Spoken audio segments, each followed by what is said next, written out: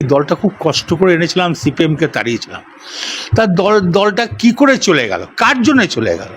আমি অন্য কাউকেও কিন্তু দায়ী করব না, আমি মমতা ব্যানার্জিকে দায়ী করব। মমতা ব্যানার্জি জেগে ঘুমোলে কি আজ সাড়া পাওয়া যায়? কেন মমতা ব্যানার্জি দলটা এই অবস্থা করলো? যে দলের সুপ্রিমো ছিল, দলটা খুব কষ্ট করে এনেছিলাম, সিপিএমকে তাড়িয়েছিলাম। তার দলটা কি করে চলে গেল, কার জন্য চলে গেল? আমি অন্য কাউকেও কিন্তু দায়ী করব না, আমি মমতা ব্যানার্জিকে দায়ী করব। মমতা ব্যানার্জি জেগে ঘুমোলে কি আজ সাড়া পাওয়া যায়? কেন মমতা ব্যানার্জি দলটা এই অবস্থা করলো? যে দলের সুপ্রিমো ছিল, দলটা খুব কষ্ট করে এনেছিলাম, সিপিএমকে তাড়িয়েছিলাম।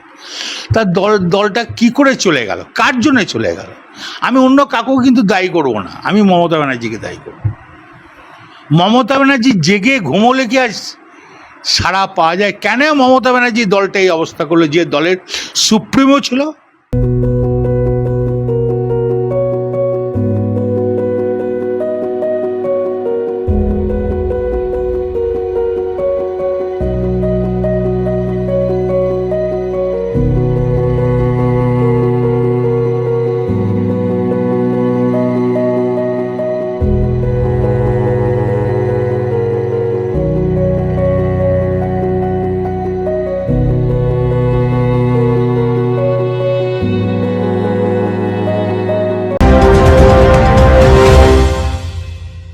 ডিগ্রি করার পরেও চাকরি নেই, অথবা স্কুল কলেজের পাশাপাশি একটা কোর্স করে ব্রাইট ক্যারিয়ার বানাতে চান?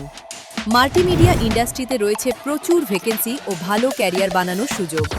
চলে আসুন মুপল ইনস্টিটিউট অফ অ্যানিমেশন এবং ডিজাইন বর্ধমান সেন্টারে। অ্যানিমেশন, ভিএফএক্স,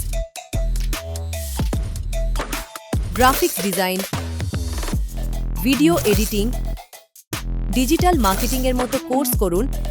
ইন্ডাস্ট্রি স্ট্যান্ডার্ড ট্রেনিংয়ের সঙ্গে থাকছে 100% প্লেসমেন্ট অ্যাসিস্ট্যান্স। আজই যোগাযোগ করুন স্ক্রিনে দেওয়া নম্বরে।